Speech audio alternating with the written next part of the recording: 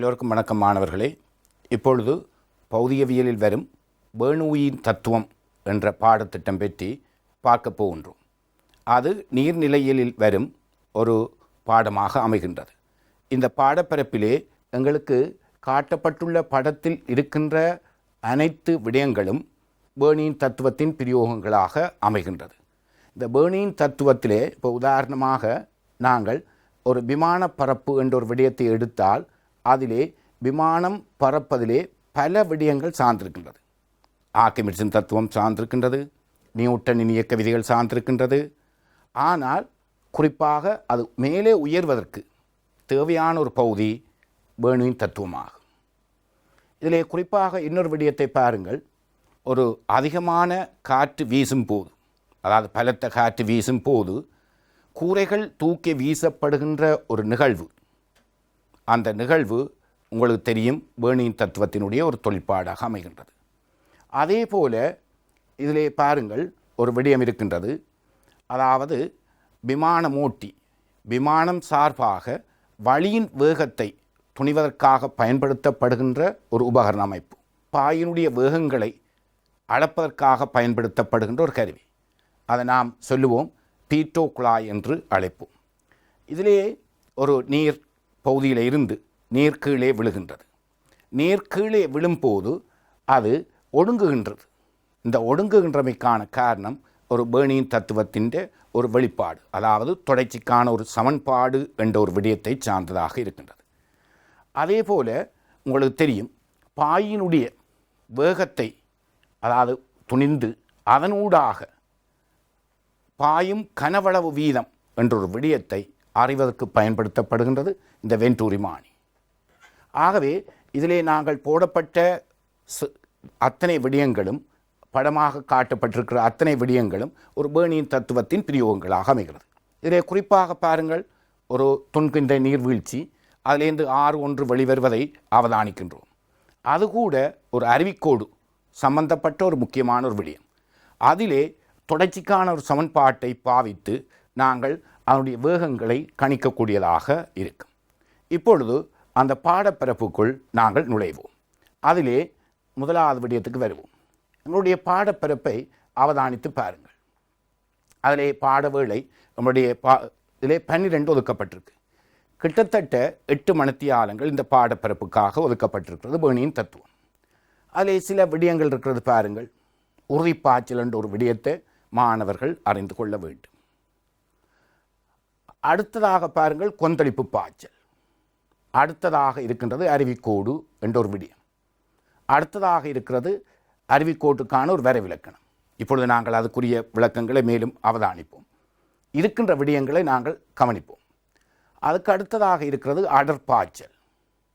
அதுக்கு அடுத்ததாக இருக்குது நெருக்கரும் பாய், அதாவது நெருக்கத்தகவற்ற பாய். அதுக்கு அடுத்ததாக இருக்கின்றது பெர்னூயின் தத்துவத்துக்கான ஒரு விளக்கம். அதிலே குறிப்பாக உறுதிப்பாய்ச்சல் என்ற ஒரு விடயம் வருகின்றது. அதில் மேலும் ஒரு தொடர்ச்சிக்கான ஒரு சமன்பாடு பற்றிய ஒரு விளக்கம் நாங்கள் எங்கே அவதானிக்க போகின்றோம். மேலும் அதிலே குறிப்பிடப்பட்டிருக்கின்றது அருவிக்கோட்டு பாய்ச்சலுக்குரிய பெர்னூயின் தத்துவத்தின் நிபந்தனைகள் என்று இருக்கு. ஆனால் இந்த நிபந்தனைகள் யாவும் மேலே கதைத்திருக்கிறார்கள். ஆனால் அதை குறிப்பாக நாங்கள் இப்பொழுது சொல்லிக்கொள்வோம். இதிலே எங்களுக்கு தெரியும் இந்த பெர்னூயின் தத்துவத்திலே குறிப்பாக 3 நிபந்தனைகள் எங்களுக்கு தேவை. அதிலே ஒன்று நெருக்கத்தகவற்ற பாய், இரண்டாவது பாகல்லேற்ற பாய், மூன்றாவது உறுதிப்பாய்ச்சலில் பாய்தல் என்ற ஒரு விடயம் இருக்கிறது. இப்பொழுது நாங்கள் இவற்றை பார்ப்பதற்காக நாங்கள் நகருவோம் பெர்னூயின் தத்துவத்தினுடைய ஒரு விடயத்துக்கு. அங்கே பாருங்கள் பெர்னூயின் தத்துவம். எம்முடைய பரீட்சை பேப்பர்களிலே ஒரு வினா கேட்பார்கள், பெர்னூயின் தத்துவத்தை முழுமையாக தருக. நிபந்தனைகளை உட்படுத்தி அந்த பெர்னூயின் தத்துவம் சரியாக கொடுக்கப்பட வேண்டும். பாருங்கள் பெர்னூயின் தத்துவத்தை. அதிலே அந்த நிபந்தனைகள் இருக்கின்றது. ஒன்று நெருக்கத்தகவற்றது, மற்றது பாகல்லேற்றதுமான, மற்றது உறுதிப்பாய்ச்சல். ஏற்கனவே நாங்கள் அந்த விடயங்கள் பற்றிய ஒரு குறிப்பு முன்னுக்கு சொல்லப்பட்டிருக்கு சிலபஸிலே. ஆகவே அவை கட்டாயம் வர வேணும் நிபந்தனைகள்னு சொல்கிறது. இப்பொழுது நாங்கள் முழுமையாக குறிப்பிட்டுக் கொள்வோம். நெருக்கத்தகவற்றதும் பாகலியற்றதுமான பாய் ஒன்று உறுதிப்பாய்ச்சலில் பாயும் பொழுது அருவிக்கோட்டிலுள்ள எந்த ஒரு புள்ளியிலும் பாருங்கள், இதில் முக்கியமான ஒரு விடயம் சொல்லியிருக்கிறோம், அலகு கனவளவுக்கான அமுக்க சக்தி. நீங்கள் இதிலே இங்கே பி என்று குறிப்பிட்டாலும் அந்த இடத்திலே நீங்கள் அலகு கனவளவுக்கான அமுக்க சக்தி என்று குறிப்பிடப்பட வேண்டும். இது கடந்த கால வினாத்தாள்களிலே முக்கியத்துவப்படுத்தப்பட்ட ஒரு விடயம். அடுத்த விடயத்துக்கு வாங்கள். அலகு கனவளவுக்கான இயக்க பண்பு சக்தி. அலகு கனவளவுக்கான இயக்க பண்பு சக்தி. அடுத்த விடயம் என்னென்னு பாருங்கள், அலகு கனவளவுக்கான அழுத்த பண்பு சக்தி. இந்த 3 பேருடைய கூட்டுத்தொகையும் ஒரு மாறிலி.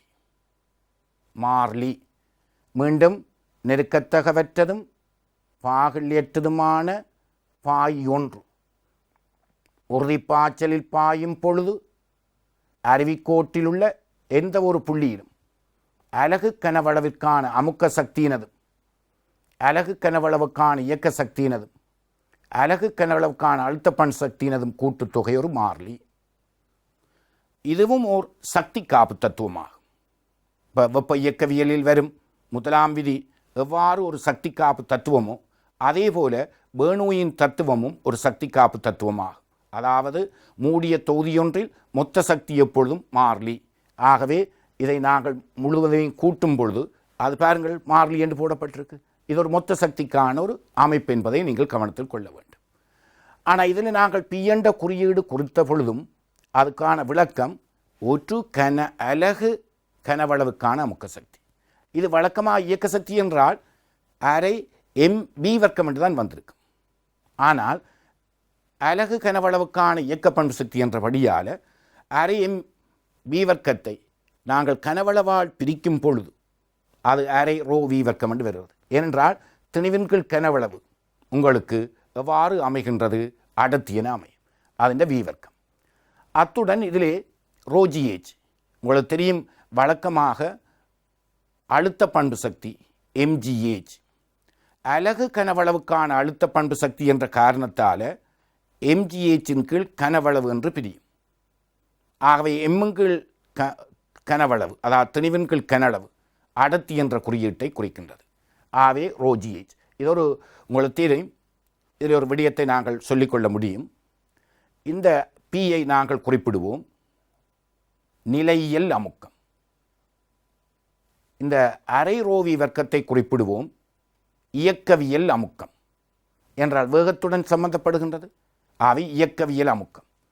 இதுக்கு பேர் நீர்நிலையியல் அமுக்கம். பாருங்கள், இதுக்கு என்ன பெயர்? நிலையியல் அமுக்கம். இதுக்கு இயக்கவியல் அமுக்கம்.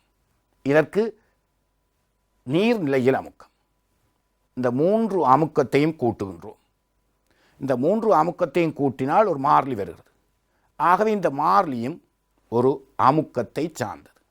அதாவது நிலையியல் அமுக்கம் சக இயக்கவியல் அமுக்கம் சக நீர்நிலையியல் அமுக்கம் சமன் இந்த மாறிலிக்கு பதிலாக நாங்கள் சொல்லிக்கொள்ளக்கூடிய ஒரு விடயம் மொத்த அமுக்கம். மொத்த அமுக்கம். ஆகவே இந்த மாறிலி கே என்று சொல்லுவோம். கேனுடைய பரிமாணம் எந்த பரிமாணத்தை ஒத்தது நினைக்கிறீர்கள்? நிச்சயமாக அமுக்கத்தினுடைய ஒரு பரிமாணத்தை ஒத்ததாக இருக்கும். ஏனென்றால் அமுக்கத்தோட இங்கே பாருங்கள், இது ஏச்ரோஜி நீர்நிலையில் வருகிறது. அதாவது ஏச்சு ஆழத்தில் இருக்கிற திரவத்தில் அமுக்கம் வளிமண்டல அமுக்கத்தோடு சேர்த்து நாங்கள் குறிப்பிடுவோம் பைப்ளஸ் ஏச்ரோஜி என குறிப்பிடுவோம். ஆகவே இந்த அரை ரோவி வர்க்கத்தினுடைய பரிமாணமும் அமுக்கத்தினுடைய பரிமாணத்தை ஒத்ததாக இருக்கும். ஆகவே 3ஐயும் கூட்டும் பொழுது மொத்த அமுக்கம் வரும். அந்த கேனுடைய பரிமாணமும் அமுக்கத்தினுடைய பரிமாணத்தை ஒத்ததோடு மொத்த அமுக்கமாக இருக்கும். அத்துடன் இதிலே நீங்கள் கட்டாயம் பி ப்ளஸ் அரை ரோவி வர்க்கம் ப்ளஸ் ரோஜிஏஜ் சமன் கே என்று எழுதக்கூடாது. எந்தவித புள்ளிகளும் உங்களுக்கு கிடைக்க மாட்டாது. மாறிலி என்று எழுதப்பட வேண்டும். அல்லது கே என்று போட்டு அடைப்பு குறிக்க மாறிலி என்று எழுதப்பட வேண்டும். அல்லது மாறிலி என்று எழுதினால் போதும். கே போட வேண்டிய அவசியம் இல்லை. கே போட வேண்டிய அவசியம் இல்லை. ரைட். இந்த பெர்னியின் தத்துவத்தின் அடிப்படை 3 நிபந்தனைகளை திருப்திப்படுத்த வேண்டும். அந்த 3 நிபந்தனைகளும் எவ்வாறு அமைந்திருக்க வேண்டும்? பாருங்கள். நெருக்கத்தகவற்ற பாய், அடுத்தது பாகல்யற்ற பாய், அதுக்கு அடுத்ததாக இருக்கிறது உறுதிப்பாய்ச்சலில் பாயும் போது. அப்போ 3 நிபந்தனைகளை இந்த பெர்னியின் தத்துவம், பெர்னியல்ஸ் ஈக்குவேஷன் திருப்திப்படுத்த வேண்டிய நிபந்தனைகள். அப்போ எங்களுடைய முதலாவது வினாவாக நாங்கள் இப்பொழுது பார்ப்போம், பெர்னியின் தத்துவத்தை தருக. இரண்டாவது விடயம், பெர்னூயின் தத்துவம் செல்லுபடியாகும் நிபந்தனைகள். எங்கே? நெருக்கத்தகவற்ற பாய், அடுத்ததாக பாகல்யற்ற பாய், அடுத்த விடயமாக உறுதிப்பாய்ச்சல். அப்போ நாங்கள் இந்த சிலபஸிலே நாங்கள் ஒருக்கா பார்த்த பொழுது இங்கே பாருங்கள், உறுதிப்பாய்ச்சல், கொந்தளிப்பாய்ச்சல் என்றது உறுதிப்பாய்ச்சலுக்கு எதிரான ஒரு கருத்து. அடுத்தது பாருங்கள், இதிலே நெருக்கரும் பாய், நெருக்கரும் பாய், அதோட உங்களுக்கு தெரியும் அறிவுக்கோட்டு பாய்ச்சல் என்ற 3 விடயம் இருக்குது. இதிலே உறுதிப்பாய்ச்சல் என்ற ஒரு விடயத்துக்கு ஒரு வரவிலக்கணம் தரப்பட்டிருக்கின்றது. பாய்கின்ற ஏதாவது ஒரு புள்ளியில் அந்த மூலக்கூறுகளினது வேகத்தின் பருமனும் திசையும் நேரத்துடன் மாறுதல் கூடாது. நேரத்துடன் மாறாமல் இருத்தல் வேண்டும். மீண்டும், ஏதாவது ஒரு புள்ளியை கடக்கும் மூலக்கூறுகளின் வேகத்தின் பருமனும் திசையும் மாறாமல் இருப்பின் அப்பாய்ச்சல் உறுதிப்பாய்ச்சல் எனப்படும். அடுத்த நிபந்தனை பாகல்யற்ற பாய். இந்த பாகல்யற்ற பாய் என்று நாங்கள் குறிப்பிடிக்க எங்களுடைய வேறு பாடம் ஒன்று இருக்கு. எங்களுக்கு பாகல்ய என்ற ஒரு பாடம் இருக்கிறது.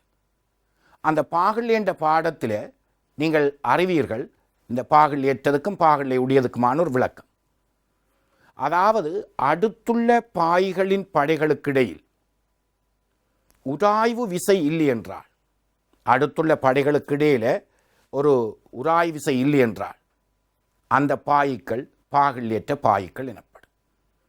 நாங்கள் இந்த விடயத்தை, அதாவது திரவ உராய்வு விசை அல்லது வாயுக்கள் உராய்வு விசை என்ற ஒரு பாடப்பரப்பிலே எஃப் சமன், அதாவது பாகல்ய விசை, நீட்டா என்பது பாகல்ய குணகம், ஏ என்பது பரப்பு, 2 படைகளின் பரப்பும், வி என்பது வேகம், அதுக்கு கீழே டி இடைப்பட்ட தூரம், அந்த படைகளுக்கு இடைப்பட்ட தூரம். நீங்கள் இது அலகு பரிமாணம் என்ற ஒரு விடயத்திலே பார்த்திருப்பீர்கள். பாகல்யில் நியூட்டனின் சூத்திரம் என்று பார்த்திருப்பீர்கள். அதாவது எஃப் சமன் நீட்டா ஏவிய போண்டி.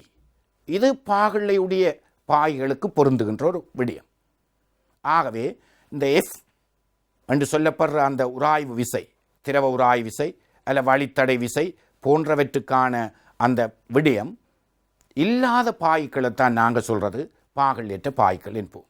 அதாவது எஃப் சமன் 0. வழக்கமாக பாகல்யுடைய திரவங்களில் என்ன இருக்கின்றது? எஃப் சமன் நீட்டா ஏவிய போண்டி என்ற அந்த சமன்பாட்டிலே அந்த உராய்வு விசை இருக்கின்றது. பாகல்யற்ற பாய்களிலே திரவ உராய்வு விசை இல்லை, திரவ உராய்வு விசை இல்லை. அப்போ இன்னொரு விடயமாக இதை நாங்கள் குறிப்பிட்டுக் கொள்ளலாம். எங்கே கவனம்? பாகல்யற்ற பாய், பாய்களின் இயக்கத்தின் போது வலுவிரியம் இல்லையெனின் அப்பாய்கள் பாகல்யற்ற பாய்கள் எனப்படும். Power dissipation. ஏனென்றா உராய்வு இருந்தால் தானே உங்களுக்கு ஒரு வலுவிரியம் ஏற்படும். உராய்வு இல்லை என்றால் வலுவிரியம் ஏற்படாது. அப்போ அடுத்துள்ள படைகளுக்கு இடையில் அந்த திரவ உராய்வு இருந்தால் தான் வேக வித்தியாசமும் இருக்கும் படைகளுக்கு இடையில். ஆகவே பாகல்யற்ற பாய் என்றால் முடிவெடுத்துட்டீர்களா? அடுத்துள்ள படைகளுக்கு இடையில் உராய்வு இல்லாதது, அதாவது பாய்களின் இயக்கத்தின் போது வலுவிரியம் இல்லை என்ற ஒரு கருத்தை நீங்கள் ஆழமாக பிடித்து கொள்ள வேண்டும். இது பாகல்யற்ற பாய். அடுத்த விடயமாக இருக்கிறது அந்த நெருக்கத்தகவற்ற பாய். அமுக்க மாற்றத்தின் போது அடர்த்தி மாற்றம் நிகழாத பாய்கள் நெருக்கத்தகவற்ற பாய்கள். அமுக்க மாற்றத்தின் போதும் அடர்த்தி மாற்றம் நிகழாத பாய்கள் நெருக்கத்தகவற்ற பாய்கள். இப்பொழுது அந்த தேவையான 3 நிபந்தனைகளையும் தெளிவாக வரையறுக்கப்பட்டிருக்கின்றது. இது பேர்னியின் தத்துவ செல்லுபடியாகும் நிபந்தனைகள். இப்போ எவ்வாறு ஒரு நியூட்டனின் குளிரல் விதி கேட்டு அதன் பின்னர் அது செல்லுபடியாக நிபந்தனைகளை கேட்பார்கள், அதே போல பேர்னியின் தத்துவம் சொல்லப்பட்டு அதுக்கு அடுத்த விடயமாக இந்த தத்துவம் செல்லுபடியாகும் நிபந்தனைகள் என்று குறிப்பிட்டிருக்கின்றோம். அடுத்த விடயத்துக்கு வருவோம். இப்பொழுது தொடர்ச்சிக்கான சமன்பாடு, அதாவது அது ஒரு புறம்பான ஒரு சமன்பாடாக நீங்கள் கருதி கொள்ளுங்கள். தொடர்ச்சிக்கான சமன்பாடு அதிலே பாருங்கள், சுருக்கமாகத்தான் குறிப்பிட்டிருக்கிறேன். ஏவி சமன் மாறிலி, ஏவி சமன் மாறிலி, அதாவது அதனுடைய அடுத்த கட்டம் பாருங்கள். இங்கேயும் ஏவி சமன் மாறிலி என்றதில் எழுதியிருக்கிறனே ஒழிய ஏவி சமன் கே என்று எழுதவில்லை, எழுத முடியாது. எழுதினால் உங்களுக்கு உரிய புள்ளிகள் வழங்கப்பட மாட்டாது. ஆகவே ஏவி சமன் மாறிலி, அல்லது நீங்கள் இவ்வாறு எழுதலாம், A1 V1 A2 V2 என்ற ஒரு விடயத்தை நீங்கள் எழுதிக்கொள்ளலாம். ஆகவே நாங்கள் இந்த தொடர்ச்சிக்கான சமன்பாட்டையும் பேர்னூயின் தத்துவத்தையும் ஒரு சேர்மானத்துக்கு கொண்டு வருகின்ற ஒரு படம் இங்கே இருக்கிறது. நான் ஏற்கனவே சொல்லியிருக்கிறேன், பேர்னூயின் தத்துவம் ஒரு சக்தி காப்புக்குரிய தத்துவம். அதிலே பாருங்கள் முன்னுக்கு சொல்லியிருக்குது எனர்ஜி பெர் யூனிட் வால்யூமெண்ட், அதாவது அலகு கனவளவுக்கான சக்தி என்று தான் எல்லா இடமும் பிரிக்கின்றோம். இந்த சக்தியை அலகு கனவளவால் பிரிச்சிருக்கிறோம். பேணும் அடுத்த கட்டத்துக்கு, அதாவது 2 புள்ளிகளுக்கு இதை நாங்கள் பாவிக்கின்றோம். அங்கே முதலாவது புள்ளி, அடுத்தது குறுக்குவெட்டு பரப்பு குறைந்த 2வது புள்ளிக்கு பாவித்திருக்கின்றோம். 2க்கும் அந்த பாவிக்க போகிறோம். அப்போ இதிலேயே குறிப்பாக பாருங்கள், நாங்கள் இந்த P1ஐ ப்ரெஷர் எனர்ஜி, ஆனாலும் அதை நாங்கள் அமுக்க சக்தி குறிப்பாக எவ்வாறு குறிப்பிட்டிருக்கோம் முதல் ஏற்கனவே அலகு கனளவுக்கான அமுக்க சக்தி. மீண்டும் பாருங்கள், அலகு கனளவுக்கான இயக்க பண்பு சக்தி, அலகு கனளவுக்கான அழுத்த பண்பு சக்தி. இது கேண்டு போடாததுக்கு காரணம் வேறு ஒரு புள்ளி, இன்னொரு புள்ளிக்கு பாவித்திருக்கின்றோம் அந்த சமன்பாட்டை. ஆகவே இதிலே பேர்னியின் தத்துவத்தை நாங்கள் பாவிக்கணும். ஆனால் நாங்கள் ஒரே கிடைமட்டத்துக்கு பாவிக்கும் பொழுது இந்த இடத்திலே கவனியுங்கள், ஒரே கிடைமட்டத்துக்கு பாவிக்கிறோம். உயரம் இல்லாத சந்தர்ப்பத்தில் பாவிக்கின்றோம். ஒரே கிடைமட்டத்துக்கு பாவிக்க உங்களுக்கு தெரியும், இந்த இடத்துல அந்த HρG இந்த பக்கமும் வரும், அங்கால இடப்பக்கமும் வரும், வலப்பக்கமும் வரும், அது வெட்டுப்பட்டு போ. ஆகவே உங்களுக்கு அந்த ρGHஐ நாங்கள் இதிலே போடையில், காரணம் ஒரே கிடைமட்டத்துக்கு பாவிக்கப்பட்டிருக்கின்றது, ஒரே கிடைமட்டத்துக்கு பாவிக்கப்பட்டிருக்கின்றது. ரைட், இதிலே பாருங்கள், தொடர்ச்சிக்கான சமன்பாட்டை எழுதியிருக்கு. A1 V1 சமன் A2 V2. இந்த நடுப்பகுதி குறுக்குவெட்டு பரப்பு சிறிதாக இருக்கிறது. ஆகவே A2 A1ஐ விட சிறிது. இங்கே இது தொடர்ச்சிக்கான சமன்பாடில் வருகின்ற ஒரு விடயம். அப்போ குறுக்குவெட்டு பரப்பு சிறிதன்றபடியால் அந்த இடத்துல பாய் போகிற வேகம் அதிகம். இங்கே பாருங்கள், மாறி வருகிறது தொடர்ச்சிக்கான சமன்பாட்டை பாவித்து. அப்போ குறுக்குவெட்டு பரப்பு குறையும் பொழுது வேகம் அதிகரிக்கும். ரைட், இனி நாங்கள் பேர்னியின் தத்துவத்துக்கு ஒரே கிடைமட்டத்துக்கு பாவிக்கின்றோம். அங்கே பாருங்கள் என்ன நடக்கின்றது, ஒரே கிடைமட்டத்திலே வேகம் அதிகம், ஆகவே அமுக்கம் குறையும். ஆகவே ஒடுக்கமான பகுதியிலே அமுக்கம் குறையும் என்ற ஒரு கருத்துக்கு நாங்கள் வந்திருக்கிறோம். இது நாங்கள் பின்னுக்கு செல்லும்போது மிக முக்கியத்துவம் வாய்ந்த ஒரு விடயமாக நீங்கள் கவனிக்கப்பட வேண்டும். இங்கே தொகுத்து நாங்கள் இப்பொழுது குறிப்பிடுவோம். அதாவது இங்கே நடுப்பகுதி குறுக்குவெட்டு பரப்பு குறைகின்றது, ஆகவே அந்த இடத்தில் வேகம் அதிகரிக்கின்றது, பாயின்ற வேகம் அதிகரிக்கின்றது. ஆகவே அமுக்கம், உள் அமுக்கம் குறைகின்றது என்ற ஒரு முடிவுக்கு வந்திருக்கின்றோம். ஆகவே 2ஐயும் தொடர்ச்சிக்கான சமன்பாட்டையும் பேர்னியின் தத்துவத்தையும் சேர்த்த ஒரு விடயத்தை நாங்கள் பொழுது அவதானித்திருக்கிறோம். நாங்கள் இந்த இதிலே குறிப்பிட்டிருக்கிறோம், ஒடுக்கமான பகுதியிலே பாயின் வேகம் அதிகரிக்கும் போது உள்ள அமுக்கம் குறையும் முடிவு. ரைட், இப்பொழுது அடுத்த விடயத்துக்கு போகிறோம். இங்கே எங்களுக்கு இந்த பேர்னூயின் தத்துவத்தினுடைய பிரியோகங்களில் இருக்கின்ற விடயங்களை அடிப்படையாக கொண்டு ஒரு வினாக்களை தொகுத்திருக்கின்றோம். பேர்னியின் தத்துவத்தை அடிப்படையாக கொண்ட வினாக்களை தொகுத்திருக்கின்றோம். அதிலே பாருங்கள், முதலாவது கேள்வி வேணுவின் தத்துவத்தை தரு. அப்போ வேணுவின் தத்துவத்தை மீண்டும் ஒவ்வொரு முறையும் ஞாபகப்படுத்துகின்றோம். நெருக்கத்தகவற்றதும் பாகல் ஏற்றதுமான பாயொன்று உறுதி பாய்ச்சலில் பாயும் பொழுது அருவிக்கோட்டிலுள்ள எந்த ஒரு புள்ளியிலும் அமுக்கத்தினதும், அதை அமுக்கமென்று ஒரு சந்தர்ப்பத்தில் சொன்னாலும் இனிவரும் காலங்களில் அலகு கனளவுக்கான அமுக்க சக்தியினதும், அலகு கனளவுக்கான இயக்க பண்பு சக்தியினதும், அலகு கனளவுக்கான அழுத்த பண்பு சக்தியினதும் கூட்டுத்தொகை ஓர் மாறிலி என்ற விடயத்தை நீங்கள் பார்க்க வேண்டும். கூட்டுத்தொகை என்ற ஒரு விடயத்தை நீங்கள் பார்க்க வேண்டும். அதிலே சுருக்க குறிப்புகளுக்கூடாக நாங்கள் எழுதப்பட்டிருக்கிறது. ஆனால் இதுக்கான விடயம் ஏற்கனவே உங்களுக்கு தரப்பட்டிருக்கிறது. அவை மீண்டும் அடுத்த கேள்விக்கு போகின்றோம்.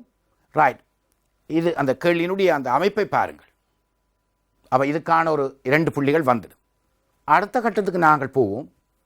இதனை பயன்படுத்தும் போது நிவர்த்திக்கப்பட வேண்டிய நிபந்தனைகளை பட்டியலிடுக. நிவர்த்திக்கப்பட வேண்டிய நிபந்தனைகள், செல்லுபடியாகும் நிபந்தனைகள் என்று சொல்லுவோம். எங்கே மீண்டும் அதை ஞாபகப்படுத்துவோம். பாகலியற்ற பாய், நெருக்கத்தகவற்ற பாய், உறுதிப்பாய்ச்சலில் பாயும் பொழுது. அப்போ நான் மீண்டும் ஒரு சின்ன ஒரு கருத்தை முன்வைக்கின்றேன். பாகலியற்ற பாய் என்பது கவனத்தில் கொள்ளப்பட வேண்டும். அது என்ன அர்த்தம்? அதாவது பாய்களின் இயக்கத்தின் போது வலுவிரியம் இல்லை. ரைட், இந்த தத்துவத்துக்கான சமன்பாட்டை எழுதி அதில் உள்ள கணியங்களை குறிப்பாக பெயரிடுக. அப்போ அதில் உங்களுக்கு தெரியும், பி சக அரை ரோவி வர்க்கம் சக ரோஜிஏச் ஓர் மார்லி என்ற ஒரு விடயம் எங்களுக்கு முன்னுக்கு இருக்கின்றது. இதிலே பாருங்கள், இதிலே பிக்கு நீங்கள் நேரடியாக எழுத பொறியல் கன அலகு கன அளவுக்கான அமுக்கம், அடுத்த ரோ அடர்த்தி, அடுத்தது வி பாயின் வேகம், ரோ பாயின் அடர்த்தி. அது முதலே எழுதினபடியால் திருப்பி எழுத வேண்டிய அவசியம் இல்லை. ஜி புவியீர்ப்பு முடிகள், ஏச் நிலமட்டத்திலிருந்து பாயிற அருவிக்கோட்டுக்கான உயரம் என்றதை கவனத்தில் கொள்ள வேண்டும். ஆனால் நீங்கள் இதை இவ்வாறு எழுதியிருக்கலாம். கன அலகு கனளவுக்கான அமுக்க சக்தி என்றும், இது கன அலகு கனளவுக்கான இயக்க பண்பு சக்தி என்றும் சேர்த்து எழுதியிருக்கலாம். அதே போல கன அலகு கனளவுக்கான அழுத்த பண்பு சக்தி என்றும் எழுதியிருக்கலாம் இந்த குறியீட்டை பயன்படுத்தி. ரைட், இப்பொழுது நாங்கள் ஒரு கடுமையான ஒரு வினாவுக்குள்ளே நுழைய போகின்றோம். அங்கே பாருங்கள், இதுக்கு பேர் வென்டூரி மானி. இதனுடைய நோக்கம் பாய்களினுடைய கனவளவு பாய்ச்சல் வீதத்தை துணிகிறது. அப்போ இப்போவும் ஒரு விடயத்தை யோசிக்க இந்த கருவியினுடைய நோக்கம் என்ன, மருத்துவ ரீதியாகவோ அல்லது பொறியியல் ரீதியாகவோ சிந்திக்கவும். இது ஒரு பொறியியல் சார்ந்த விடயம். உங்களுடைய வீடுகளுக்கு மாதாந்த நீர் கட்டணம் செலுத்துகின்ற ஒரு முறையில் நீங்கள் பாவித்த யூனிட்டுகள் நீரலகுக்கான கட்டணங்களை இது கூடாக அவர்கள் பெற்றுக்கொள்வார்கள்.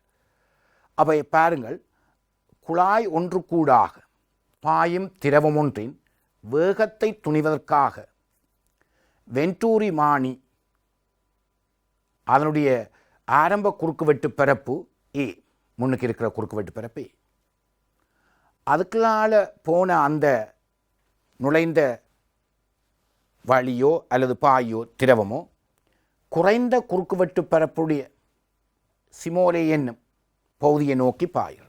அப்போ இதுக்குள்ளே நாங்கள் எடுப்போம் நீரெண்ணு, நீர் பாய்கின்றது. அப்போ இதில் பாருங்கள், ஒடுக்கமான ஒரு பகுதி இருக்கிறது. அப்போ இதில் தொடர்ச்சிக்கான சமன்பாடு வரும். ஏண்டா அகன்ற பகுதியிலேருந்து ஒடுக்கமான பகுதிக்கு போய்க்க தொடர்ச்சிக்கான சமன்பாடு நீங்கள் பாவிச்சே ஆக வேணும். ராய், அப்படி பகுதியினூடாக நுழைந்து குறைந்த குறுக்குவெட்டு பரப்பு என்னும் பகுதியை நோக்கி பாய்கின்றது. அதிலே அந்த அமுக்க வித்தியாசத்தை அளப்பதற்காக மெலிமானி பயன்படுத்தப்பட்டிருக்கின்றது. இந்த மெலிமானிலே பயன்படுத்தப்படுகின்ற திரவங்கள் பொதுவாக அடர்த்தி குறைந்த திரவங்கள் பயன்படுத்தப்படும். என்ன காரணம்? அப்போதான் இந்த உயர வித்தியாசம் அதிகமாக வரும். ரைட், உயர வித்தியாசம் அதிகமாக வந்தால் என்ன லாபம்? உயர அளவீட்டில் ஏற்படும் சதவீத வலு குறையும். இங்கே கவனம், இதுக்கான அந்த விளக்கத்தை பாருங்கள். இந்த உயரம் அதிகமாக வந்தால் என்ன லாபம்? நீங்கள் அளக்கின்ற உயர அளவீட்டில் ஏற்படக்கூடிய சதவீத வலு குறையும். நீள அளவீட்டில் சதவீத வலு குறையும், கன அளவீட்டில் சதவீத வலு குறையும் என்று ஏற்கனவே பார்த்துருக்கீங்க. உதாரணமாக திருப்புத்திறன் கோட்பாட்டை பயன்படுத்தி அறியாத சுமையொன்றினுடைய பெருமானங்களை துணியும் பரிசோனையில் அந்த L1 L2 என்று சொல்லப்படுகின்ற 2 சமநிலை நீளங்களுக்கும் ஒரு பெரிய பெருமானமுடைய நீளத்தை பெறுவதற்காக 2 திணிவுகளும் சமனாக எடுக்கப்படுகிறது. ஆகவே பரவலான பெருமான வீச்சை பெற்று நீள அளவீட்டில் ஏற்படக்கூடிய சதவீத வலுவை குறைக்கலாம். இது மிக முக்கியமான ஒரு விடயம். நீள அளவீட்டில் ஏற்படக்கூடிய சதவீத வலுவை குறைக்கலாம். அதே போல இந்த மெலிமானியிலே அடர்த்தி குறைந்த திரவங்களை பாவிப்பதால் இந்த உயரமட்ட வித்தியாசம் அதிகமாக இருக்கும். இந்த அதிலே பயன்படுத்தப்படுகின்ற அடர்த்தி ரோடாஸ் இரசத்தை கொண்டுள்ளது. ஆனால் பொதுவாக இரசத்தின் அடர்த்தி உயர்வு. ஏல் பாயும் திரவத்தின் வேகத்துக்கான கோவை V ஆனது V சமன் A இன்டு வர்க்கமூலம் 2GH ரோடாஸ் மைனஸ் ரோ ஏ வர்க்கம் என்றது முன்னுக்கு இருக்கிற குறுக்கு வெட்டு பிறப்பு, ஏ வர்க்கம் சிம்பிளி என்றது பின்னுக்கு இருக்கிற குறுக்கு வெட்டு பிறப்பு, அந்த ஒடுக்கமான பகுதியின் குறுக்கு வெட்டு பிறப்பு, ரைட், இன்டு ரோ. இதில் ரோ என்பது இதுக்குள்ளே பாய்கின்ற அந்த திரவம், நீர் அடர்த்தி. அப்போ இந்த ரோடாஸ் யாராக இருக்க முடியும்? இதுக்குள்ளே இந்த மெலிமானிக்கு இருக்கிற திரவத்தின் அடர்த்தி. அதே நேரத்தில் இதுக்கு முன்னுக்கு இருக்கிறது. ஆனால் நான் உங்கள்கிட்ட சொன்ன நோக்கம் என்ன? வெண்டூரி மானின்ற நோக்கம் என்ன?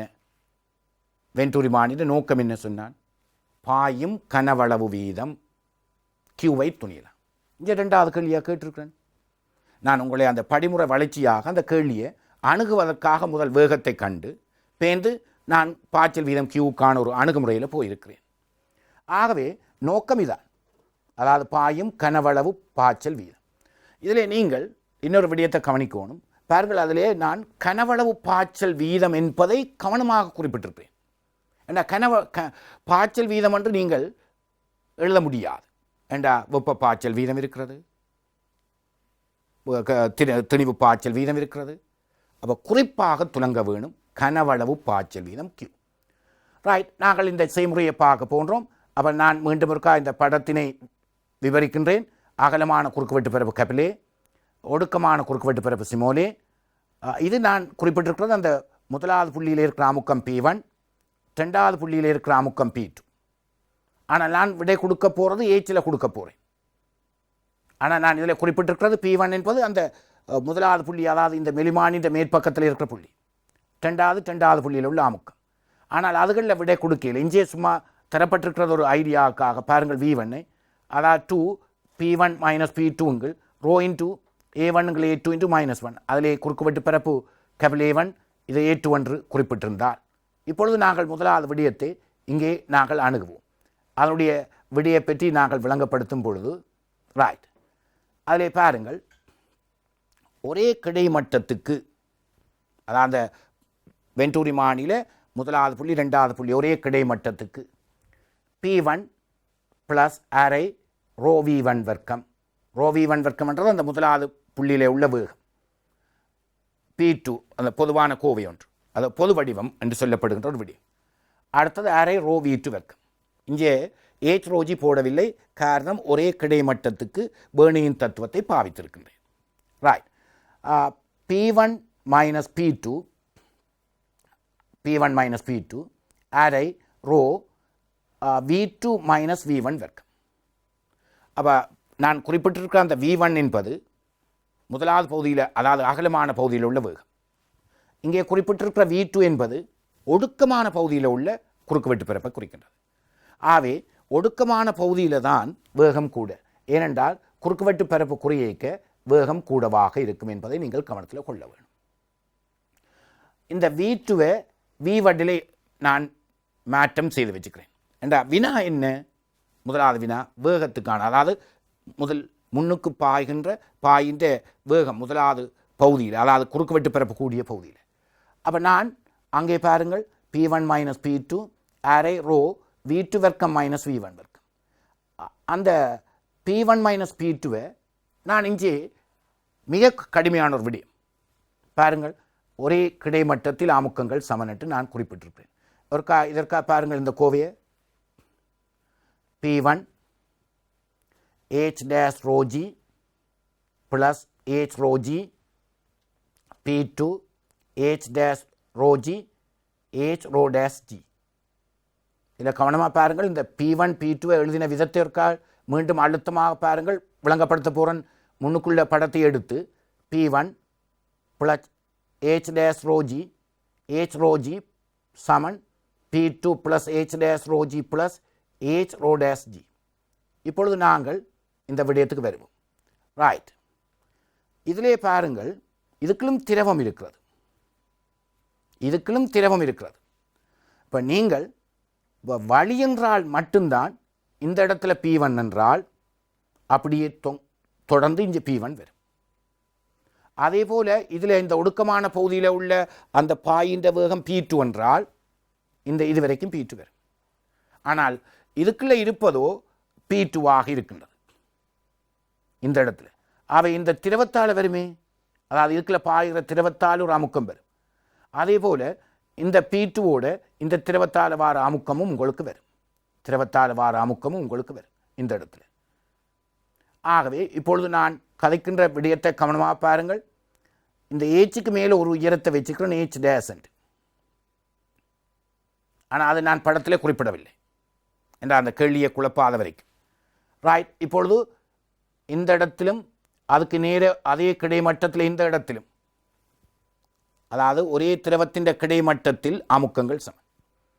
இதில் குறிப்பாக ஒரு விடயத்தை இன்னும் சேர்த்து கொள்ளுங்கள். ஓய்வில் உள்ள ஒரே திரவத்தின் கிடைமட்டத்தில் அமுக்கங்கள் சமம். ஏன் சொல்லுங்க பாபம்? பாருங்கள், இந்த இடத்துல பாருங்கள், ஒரே கிடைமட்டம், நாங்கள் எடுக்கிற அருவிக்கோடு ஒரே கிடைமட்டம். ஆனாலும் இதில் உள்ள அமுக்கம் P1, அதே கிடைமட்டத்தில் அமுக்கம் P2.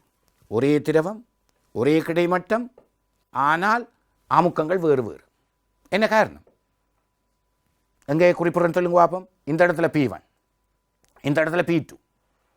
ஒரே திரவம், ஒரே கிடைமட்டம், ஆனாலும் அமுக்கங்கள் வேறுபட்டிருக்கிறது. என்ன காரணம்? அமுக்கங்கள் வேறுபட்டமைக்கான காரணம், இங்கே ஓய்வில் உள்ள திரவம், ஆனால் இது இயங்குது. அப்போ இயங்குகிற பாயியில் ஒரே திரவத்தின் கிடைமட்டத்தில் அமுக்கங்கள் சமனில்லை. பார்த்தீங்களே, மிக முக்கியமான ஒரு செய்தி. ஒரே திரவம், ஒரே கிடைமட்டம், ஆனால் இங்கே பாருங்கள், இதில் உள்ள அமுக்கம் P1, இதில் உள்ள அமுக்கம் P2. ஆனால் ஏன் வேறுபடுகின்றது? பாய்கின்றது. போ அமுக்கம் அப்படியே குறைஞ்சு கொண்டு போகலாம் ஒரே கிடைக்குழாயாக இருந்தால்.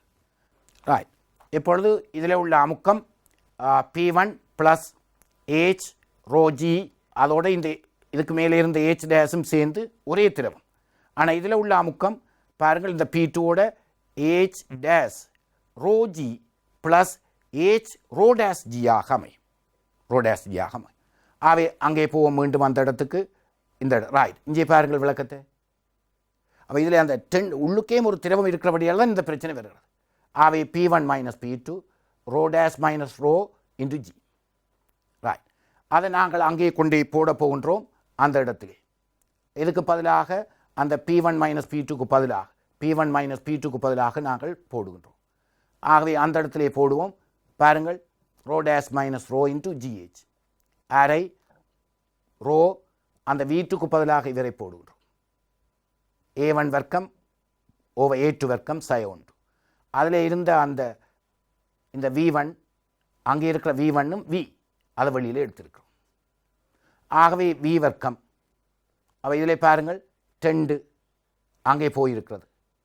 அப்போ அந்த பக்கம் கொண்டு போய்க்க இதில் இருக்கிற 2 அங்கே போயிருக்கிறது. 2 A2 வர்க்கம் ரோ டேஸ் மைனஸ் ரோ GH கீழ் H1 வர்க்கம் மைனஸ் H2 வர்க்கம். இதிலிருந்து முதலாவது கேள்விக்கான கோவை V வர்க்க மூலத்துக்கு இருந்தால் A வர்க்கம் A2 வர்க்கம் என்ற வழியில் அது A2 இன்ட்டு வர்க்க மூலம் 2 இன்ட்டு ரோ டேஸ் மைனஸ் ரோ GH A1 வர்க்கம் மைனஸ் A2 வர்க்கம் இன்ட்டு G என்று வருகின்றது. ரைட், இதில் அடுத்த விடயம் ஒன்று இருக்கின்றது. அதாவது கனவளவு பாய்ச்சல் வீதம் Q. அப்போ அந்த கனவளவு பாய்ச்சல் வீதம் Qக்கான நாங்கள் விடையை அடைவதற்கு நாங்கள் இந்த வியோட முன்னுக்கு இருக்கிற அந்த குறுக்குவெட்டு பரப்பை பெருக்கினால் சரி. அதாவது Q சமன் A1V. A1 என்றது முன்னுக்கு இருக்கிற குறுக்குவெட்டு பரப்பு, V என்றது அந்த இடத்துல உள்ள வேகம்.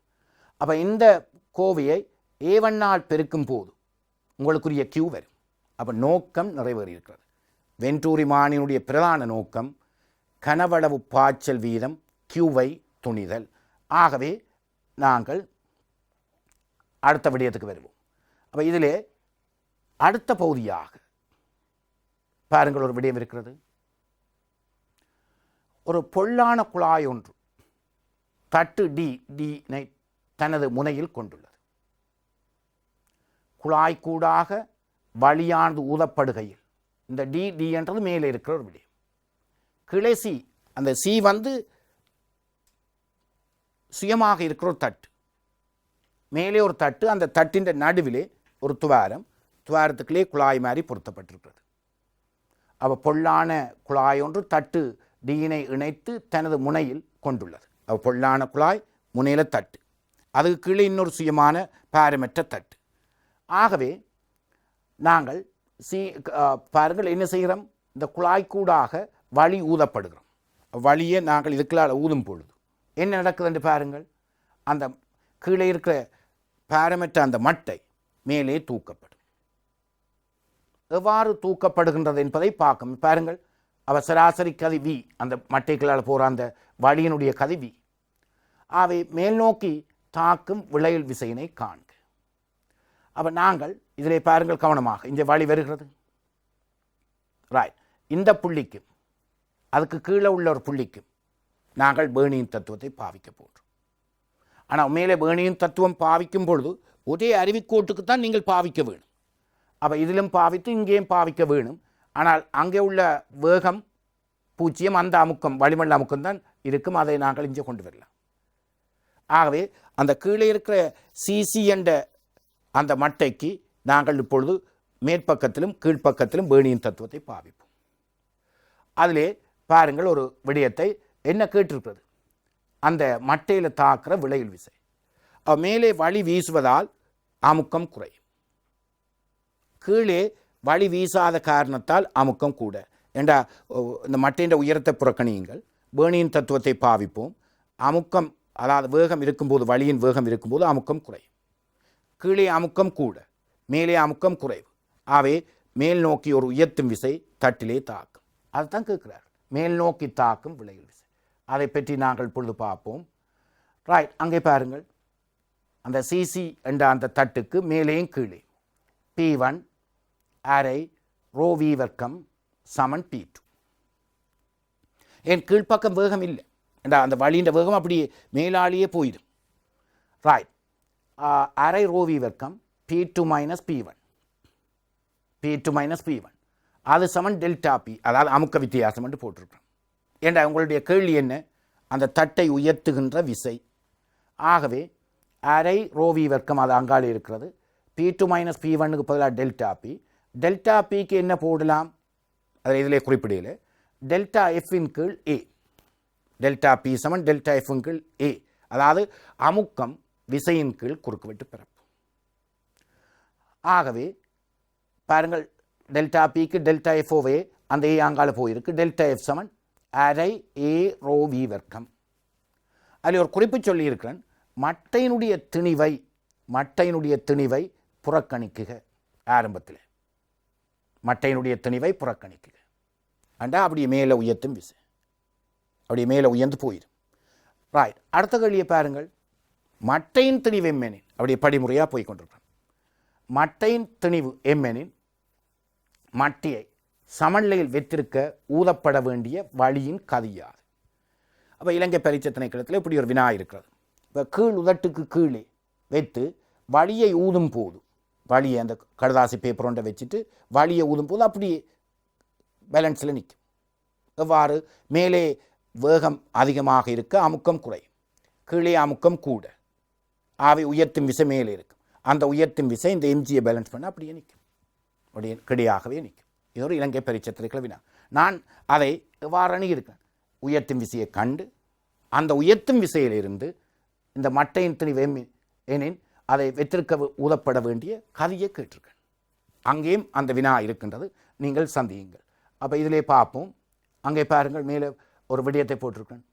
அடுத்த கேள்விக்கு டெல்டா எஃப் சமன் எம்ஜி. ஏன் கிடையாக சமநிலையில் இருக்கின்றால் இந்த உயர்த்தும் விசை, அதாவது மேலே தாக்குற அந்த உயர்த்தும் விசை எம்ஜியை பேலன்ஸ் பண்ணி கொண்டிருக்கிறபடியெல்லாம் அது அப்படியே மட்டை அல்ல அந்த கடதாசி பேப்பர் அப்படியே சமநிலையில் இருக்கிறது.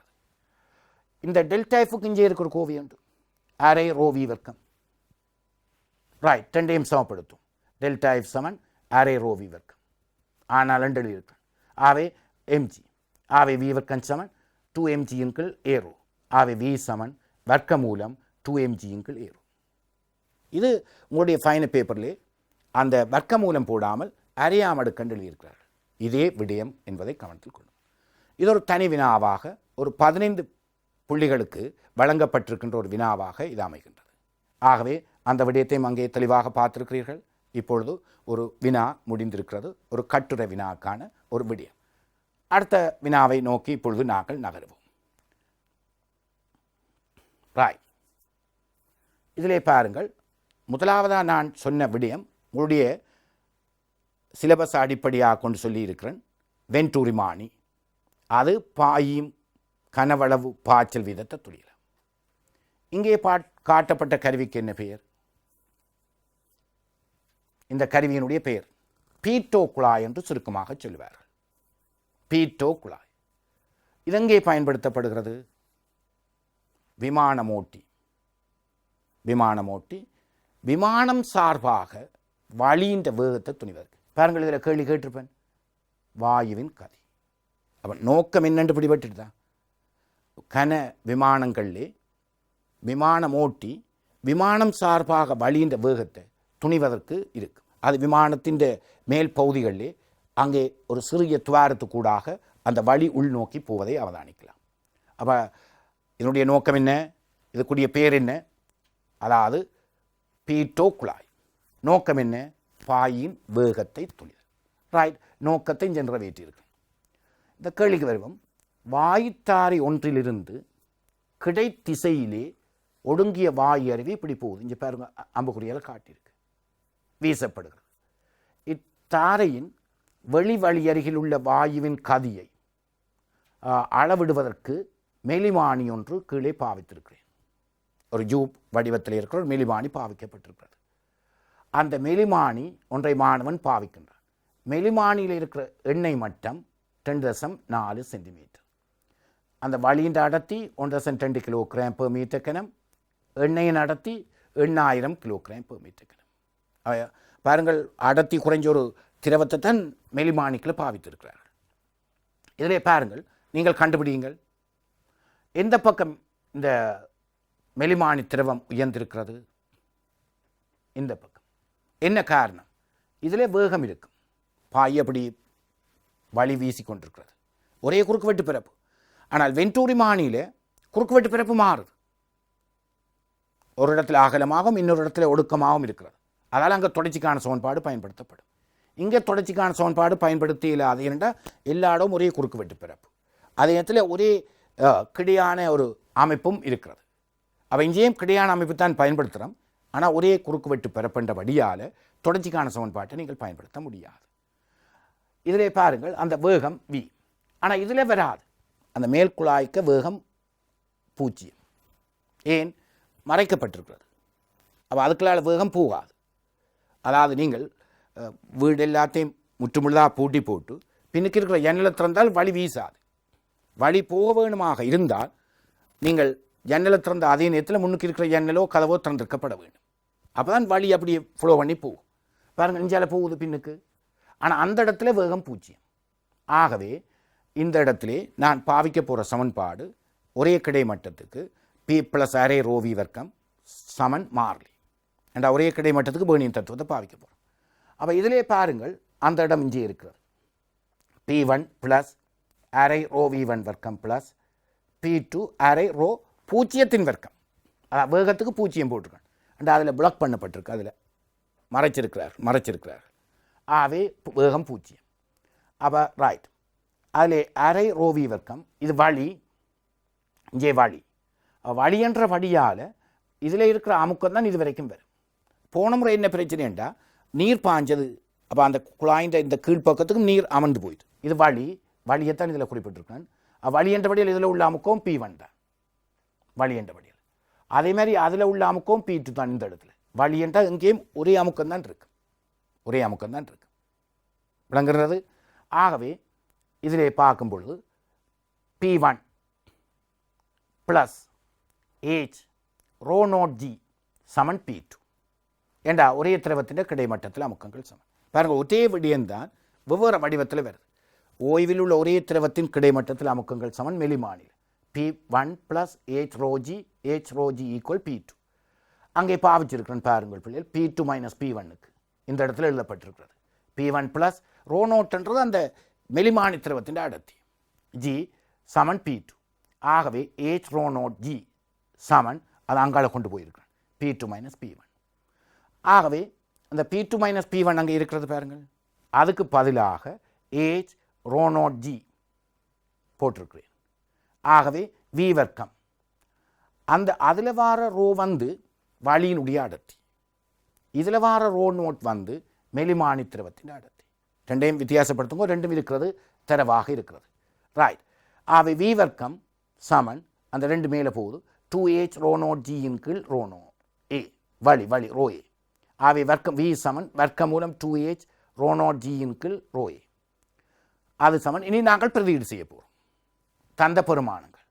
இது பொதுவான ஒரு கோவையை எடுத்து வச்சுக்கிறோம், அதுக்களால் வீசுகிற வழியினுடைய வேகத்தை துணிவதற்கு. இதனுடைய பிரதான நோக்கம் விமானம் ஓட்டி விமானம் சார்பாக வழியின் வேகத்தை துணிகிறது ஒரு உதாரணம் தான். ரைட், அப்போ இதில் பாருங்கள், 10 Hக்கு பதிலாக 10 சென்டிமீட்டர், அதை மீட்டராக மாற்றி இருக்கிறோம். 10/2 தர அந்த மெலிமானி திரவத்தின் அடர்த்தி தான் ρ0 800 G 10, கீழே அந்த வழியின் அடர்த்தி. ஆகவே அந்த வழியினுடைய வேகம், அந்த குழாய்க்குள்ளால் போகிற வழியின் வேகம் இந்த இடத்துல மட்டும்தான் என்னவா இருக்கும், வேகம் இருக்கும். அந்த மேல் குழாயின் மறைக்கப்பட்டிருக்கிறவரையில் 0. ரைட், முதலாவது கேள்விக்கு கண்டிருக்கிறோம் அந்த பாயின் வேகத்தின் பெருமானம். ரைட், அடுத்த கட்டமாக வருவோம், வேகத்தை கண்டு இப்போ இந்த அடுத்த படிமுறை வளர்ச்சியாக போகுது. இந்த வெளிவழியில் வாயு அருவி கொண்டிருக்கிற அந்த குறுக்கு வெட்டு பிறப்பு, இந்த முன் குறுக்கு வெட்டு பிறப்பு 10/4 மீட்டர் வரைக்கும் எஸ்ஐ அலைகளையே தந்திருக்கிறார்.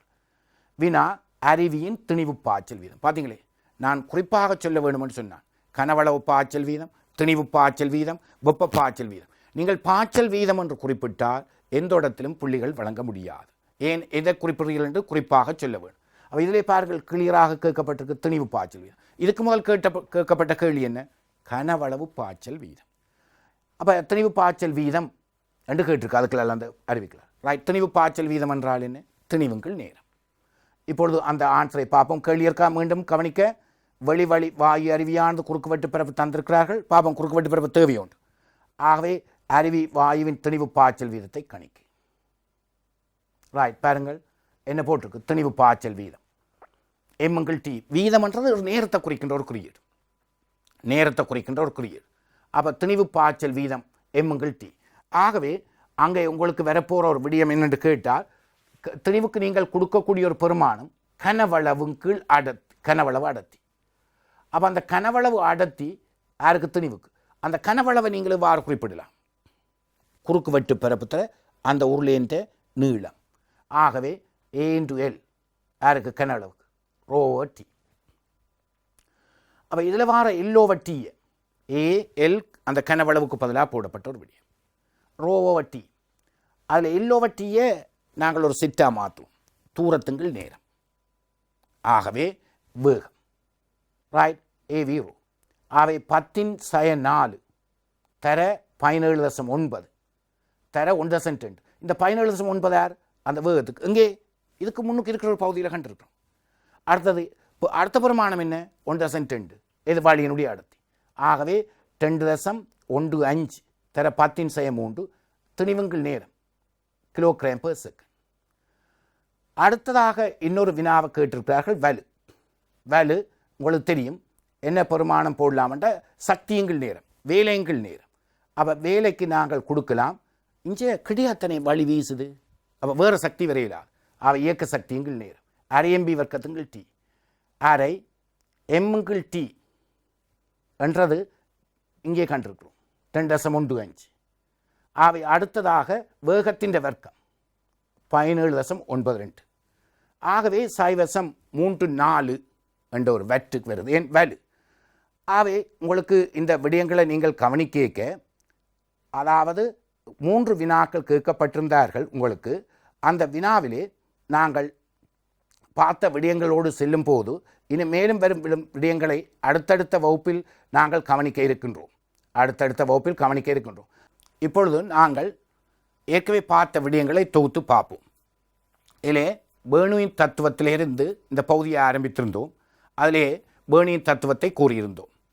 அடுத்ததாக பேர்னியின் தத்துவம் செல்லுபடியாகும் நிபந்தனைகளை பற்றி குறிப்பாக குறிப்பிட்டிருந்தோம். அதிலே 3 நிபந்தனைகள் மிகவும் வலிமையானவை. ஒன்று, பாகலியற்ற நெருக்கத்தகவற்ற உறுதிப்பாய்ச்சல் என்ற அந்த நிபந்தனைகள் மிக முக்கியமானதாக இருந்தது. அடுத்ததாக நாங்கள் இதிலே தொடர்ச்சிக்கான சமன்பாடு என்ற ஒரு விடயத்தை பார்த்தோம். அந்த தொடர்ச்சிக்கான சமன்பாடு என்பது ஏவி சமன் மார்லி, அதாவது A1 V1 சமன் A2 V2 என்ற ஒரு விடயத்துக்கு நாங்கள் வந்திருந்தோம். அதுக்கு அடுத்த ஒரு விடயமாக நாங்கள் குறிப்பிட்டிருந்தோம் இந்த பிரயோகங்கள், பேர்னியின் தத்துவத்தின் பிரயோகங்கள் தான் எங்களுடைய பரீட்சை வினாத்தாள்களில் விவரிக்கப்பட்டிருக்கின்றது. அதிலே குறிப்பாக பொறியியல் ரீதியாக, மருத்துவ ரீதியாக என்பது கவனத்தில் கொள்ள வேண்டும். இதில் நாங்கள் கூடுதலாக இது பொறியியல் ரீதியாகத்தான் பார்த்து கொண்டு வருகின்றோம். இப்பொழுது அதிலே நாங்கள் பார்த்திருக்கிறோம், முதலாவதாக வென்டூரிமானியன் சொல்லப்படுகின்ற ஒரு பகுதி. அதனுடைய நோக்கம் என்ன என்று மீண்டும் ஞாபகப்படுத்துகிறேன். பாயும் கனவளவு வீதம், அதாவது பாய்ச்சல் வீதம், கனவளவு பாய்ச்சல் வீதம் Q துணிகிறது. அப்போ அந்த கனவளவு பாய்ச்சல் வீதம் Q துணியைக்க Q சமன் AV என்ற அந்த கோவையை நீங்கள் பயன்படுத்த வேண்டும். அதில் நான் அந்த AVயால் பெருக்கிறதுக்கு அந்த கீழில் ஒரு அணுகுமுறையை நான் பின்பற்றியிருக்கிறேன். முதலாவதாக கேட்டிருக்கிறேன் வேகத்தை காண சொல்லி. அந்த வேகம் கண்ட பிறகுதான் நான் உங்களுடைய கனவளவு பாய்ச்சல் வீதத்தை காண சொல்லியிருக்கிறேன். ஆகவே அந்த கனவளவு பாய்ச்சல் வீதம் Q AV, ஆகவே அந்த விடயத்தில் ஏயை வியால் பெருக்க வேண்டும். அடுத்த விடயமாக நாங்கள் நகர்ந்த ஒரு விடயம், அந்த பாய்களை பாவிக்கும் போது ஒரே கிடைக்கூட்டுக்கு பாவித்தால் நாங்கள் ரோஜியேஜ் போட தேவையில்லை. அதிலே இந்த மட்டை ஒன்று ஒரு கணக்கு செய்திருந்தோம். நீங்கள் குழாயிலே கீழே மட்டை வைத்து, இது நீங்கள் உங்களுடைய பாடசாலைகளிலே நடக்கின்ற ஒரு பரீட்சை செய்முறை காட்டுகளுக்காக இதை செய்து காட்டக்கூடிய வசதி இருக்கும். வழியை ஊதும் பொழுது அந்த மட்டை மேலே எழுவதை நீங்கள் அவதானிக்கின்றீர்கள். அந்த இடத்திலே நீங்கள் இந்த பேர்னியின் தத்துவத்தை நீங்கள் பாவிக்கக்கூடியதாக இருக்கின்றது. அத்தோடு அடுத்த வினாவாக நாங்கள் நுழைந்திருக்கின்றோம். அடுத்த பிரயோகம் மிக முக்கியமான ஒரு பிரயோகம், அதாவது பீட்டோ குழாய். அது பாய்களின் வேகத்தை துணிவது. அதிலே குறிப்பாக நான் சொல்லியிருக்கிறேன், ஒரு உதாரணம் தான் சொல்லியிருக்கிறேன். விமானம் ஓட்டி விமானம் சார்பாக வழியினுடைய வேகத்தை துணிவதற்காக பயன்படுத்தப்படுகின்ற ஒரு சாதனம். அது விமானத்தினுள்ளே இருக்கின்றது. அது விமானிக்கு அது டிஜிட்டல் முறையில் அந்த வாசிப்பு வேகத்தை காட்டும். இப்போ அதில் இருந்து அதுக்கு எதிரான சக்திகள் பற்றிய ஒரு குறிப்புகளை நாங்கள் பார்த்துருக்கின்றோம். இதிலே பாருங்கள், நான் குறிப்பாக ஒரு விடயத்தை சொல்லியிருக்கிறேன். பாயும் போது அமுக்கம் வேறுபடும். அது ஒரே கிடைமட்டமாக இருந்தாலும் அமுக்கம் வேறுபடும். ஆனால் மெலிமானியினுள், அதாவது ஜூக்குழாயில் இருக்கிற அந்த திரவத்திலே ஓய்வில் இருப்பதால் ஒரே திரவத்தின் கிடைமட்டத்தில் அமுக்கங்கள் சமனாகும். ஒரே திரவத்தின் கிடைமட்டத்தில் அமுக்கங்கள் சமனாகும். ஆகவே அந்த அமுக்கங்கள் சமப்படுத்தும் பொழுது கவனமாக இருக்க வேணும். அதில் திரவம் இருந்தால் P1 + H டேஷ் என்று 2 திரவம் கலந்திருக்கிறது ஒரு பக்கத்தில். அப்போ மொத்த அமுக்கத்தை அங்கே தெளிவாக கூட்டப்பட வேண்டும் என்ற இதிலே சமப்படுத்துறது. அது வழிக்கு திறந்திருந்தால் தான் அந்த இடத்திலே நீங்கள் வளிமண்டல அமுக்கத்தை மட்டும் பிரயோகிக்கக்கூடியதாக இருக்கும். மற்றது இதிலே குறிப்பாக திணிவு பாய்ச்சல் வீதம் என்ற ஒரு விடயம் இருக்கிறது. அது M/T. கனவளவு பாய்ச்சல் வீதம் என்றது கனவளவுங்கள் நேரம். அப்போ திணிவு பாய்ச்சல் வீதத்துக்கும் கனவளவு பாய்ச்சல் வீதத்துக்கும் இடையில் உள்ள சின்ன ஒரு வேறுபாடு, கனவளவு பாய்ச்சல் வீதம் AV, ஆனால் திணிவு பாய்ச்சல் வீதம் AV⍴ என்று வரும். ஆகவே அந்த திணிவு பாய்ச்சல் என்ற அந்த விடயத்தில் நாங்கள் இயக்க சக்தியிலே போட்டிருக்கோம் இந்த கடைசியாக செய்த வினாவிலே RMB வர்க்கம் கீழ் நேரம். ஏனெண்டா கிடையாக வழி வீசும் பொழுது அழுத்த பண் சக்தி வராது, இயக்க சக்தி மட்டும்தான் வரும். ஆகவே அந்த இடத்திலே நாங்கள் எவ்வாறு கொடுக்க வேண்டும்? இயக்க சக்தியுங்கள் நேரம், வேலையுங்கள் நேரம். ஆகவே சக்தியுங்கள் நேரம், அதில் இயக்க சக்தியுங்கள் நேரம் என்ற ரீதியிலே RMB வர்க்கத்துங்கள் T என்று கொடுத்திருக்கின்றோம். அந்த M/T ஏற்கனவே கண்டிருக்கிறோம், V வர்க்கம் அதே போல கண்டிருக்கிறோம். அந்த ரெண்டையும் பிரதியிடும் போது அதுக்கான ஒரு விடையை உங்களுக்கு கிடைக்கக்கூடியதாக இருக்கும். இத்துடன் இந்த நிகழ்வை நிறைவு செய்து கொண்டு அடுத்த நிகழ்வில் உங்களை மீண்டும் சந்திக்கும் வரை விடைபெற்றுக் கொள்வது.